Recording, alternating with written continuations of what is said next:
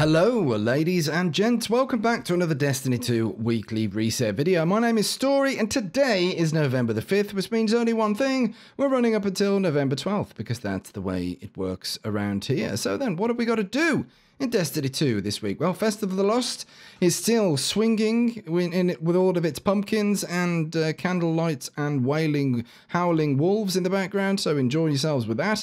It's important to note that Pinnacle rewards are changing on November 7th. That's Thursday, November 7th. Pinnacle reward system is changing from a +1 to a +2 handout there, so I would save all of your Pinnacle rewards until Thursday, okay? Anyway, if you're new to the game, welcome. You've made a very good choice. This is a tower map, and on the tower map there are full of vendors. Vendors will give you weekly challenges as well as bounties and quests and missions that, if you complete, will get you the powerful, precious loot, which is what it's all about, as well as having fun with friends and family and on your own, because that's the way it works around here. Anyway, you can visit vendors on all the planets, all the places. There's plenty of people to visit and grab quests, missions, bounties, and whatnot. So anyway, let's take a look at the destinations, and Vanguard is definitely the first port of call.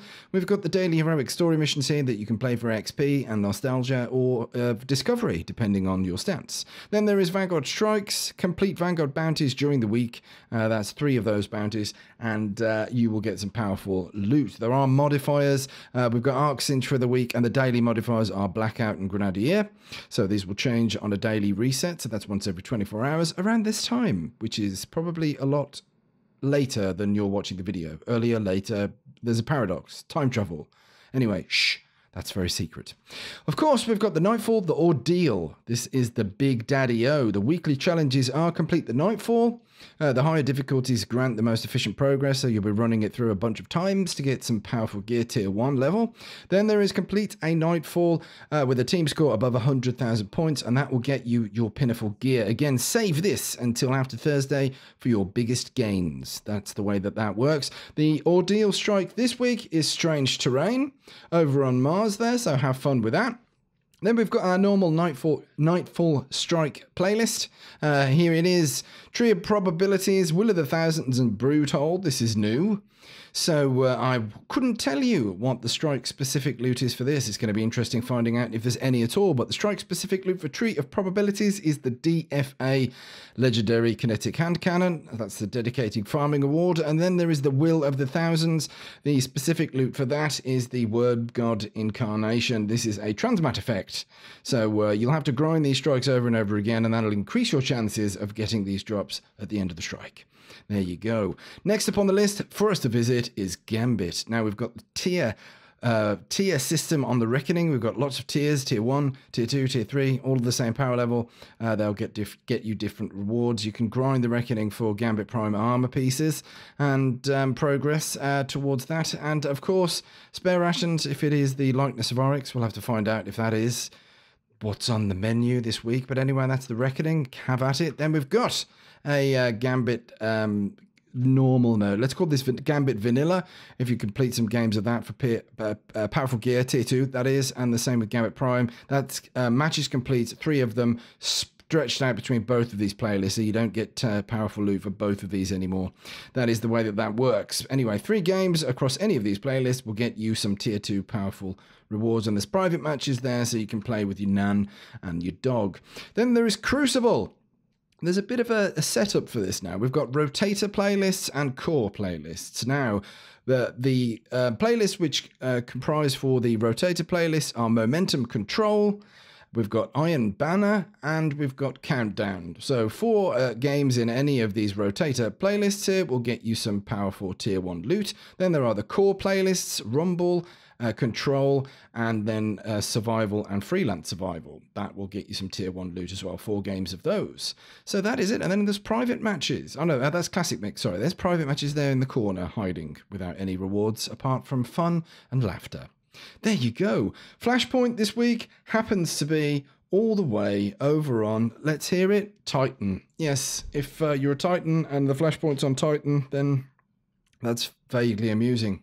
But there you go. If you complete public events, for example, and loot lost sectors, then you will have some progress. You can check on your progress by hovering over Sloan here. 100% worth of progress will get you tier 1 loot. So have fun with the flashpoint on Titan. Now that is it. And of course then we've got our activities on the moon. We've got nightmare hunts, which have a variety of different difficulties. Weekly is complete any nightmare hunt, and you'll get run 3 of these. It can be any 3 of those, and that will get you some tier 1 loot. And then there is complete a nightmare hunt on master difficulty. That's moving it up to 980. That is the tough stuff. If you complete one at that level, then that will get you pinnacle loot. But again, remember, if you want your +2 gains, wait until Thursday, the 7th of November. Not forgetting the Dreaming City here, we have an Ascendant Challenge, which is worth doing for maybe a retold Tail Shotgun as a reward, or exotics perhaps. It's over in the Gardens of Essela. You can pick up your bounties at Petra. She's over in the Strand. Nice. Escalation Protocol this week houses your chance at getting all 3 weapons. Escalation Protocol is a public event and it has 7 waves. If you beat all those waves and the boss at the end, you have a chance at getting some of the Ikelos gear. We've got the shotgun, the SMG, and the sniper dropping this week, so all the best with that. Very, very nice indeed. Let's have a little look at some of the vendors in the tower, because we like to do these things. We don't look at all of them, otherwise the video would be 10 hours long. Banshee44, the gunsmith, he has some stuff, some good bounties to pick up for upgrade modules and mod components and enhancement cores for upgrading your armor. Very important. But here's another important part. We've got material exchange. We've got some armor mods and some weapon mods here. And these rotate also on the daily reset. So every 24 hours, these 2 mods will change.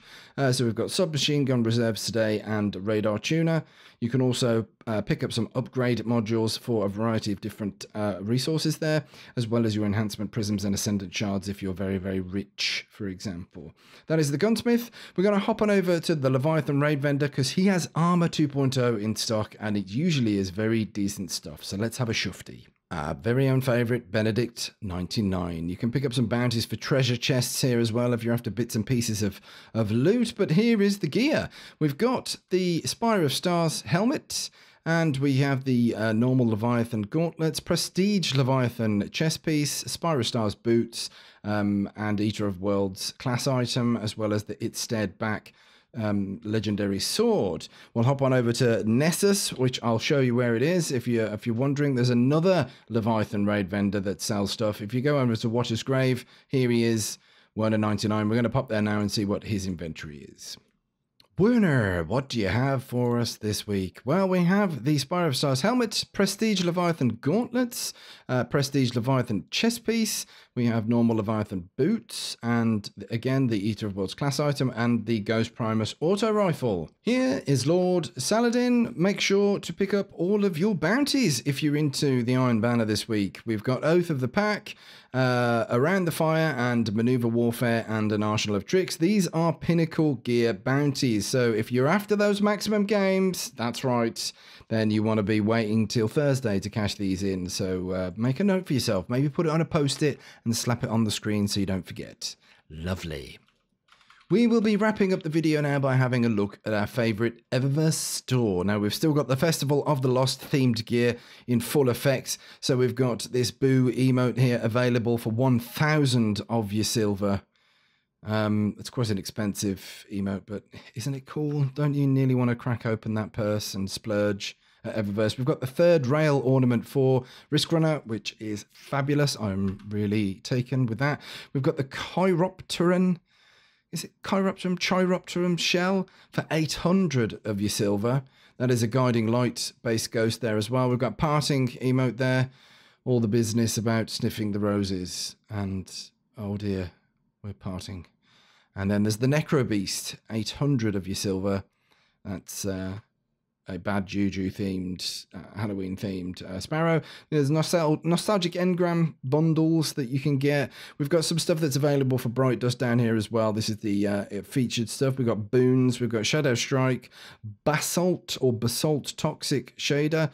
Add that to your collection, I certainly will. There's the Looming Moon Transmount effect. We've got Desmodus exotic ship. This is the Festival of the Lost themed exotic ship. There's also Bone Boogie emote there. Then there is the event specific stuff. You can buy these bundles for silver or bright dust if you're feeling very rich on your bright dust, for example. There's a whole bunch of stuff for you to have a good look at.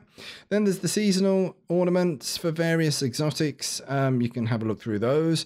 The archive of past season exotics and ornaments and stuff like that if you want to have a little perusal. And then there is the stuff that's available for bright dust. We've got the tombstone ornament, we've got the Jack O shell, the Ginseng relic shell, the Desmodus here, and the Broomswept Knight ornament, a sparrow. I think I might have to indulge myself there. There's also the Jack-o'-lantern mask and a winged nightmare protection for your ghosts. Then there is some boons again: Dark Fluorescence, Shadow Strike, Basalt Toxic, as Murderer of Crows, Transmat Effect, and the Arachnophile Transmat Effect as well. And that, ladies and gentlemen, wraps up our weekly reset video. I hope you have an absolutely fantastic week in Destiny 2 this week. Take care of yourselves, take care of each other, and remember, smokers a kipper. We'll be back for breakfast.